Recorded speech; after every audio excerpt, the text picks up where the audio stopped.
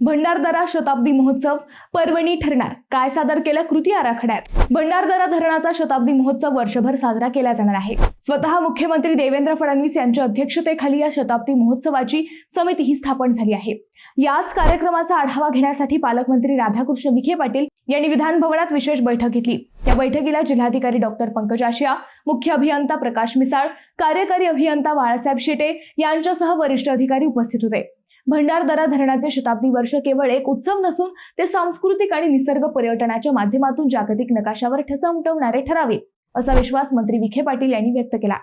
या धरणाचा इतिहास नव्या पिढीपर्यंत पोहोचवण्यासाठी प्रदर्शने आणि सादरीकरणे केली जावीत। तसेच महोत्सवासाठी स्वतंत्र लोगो आणि वेबसाईट तयार करून सोशल मीडियाच्या माध्यमातून त्याचा जगभर प्रचार करावा, जेणेकरून मोठ्या संख्येने पर्यटक आकर्षित होतील। स्थानिक कलाकारांना संधी आणि रोजगाराला प्राधान्य देण्याचे निर्देशही त्यांनी दिले आहेत। महोत्सवाअंतर्गत प्रत्येक महिन्यात एक विशेष कार्यक्रमाचे आयोजन केले जाणार आहे। यामध्ये पाण्यावर आधारित साहसी खेळ, लोककला आणि धरणापासून ते शेवटच्या चारीपर्यंतच्या लाभक्षेत्राचा सहभाग असणारे उपक्रम राबवले जाणार आहेत।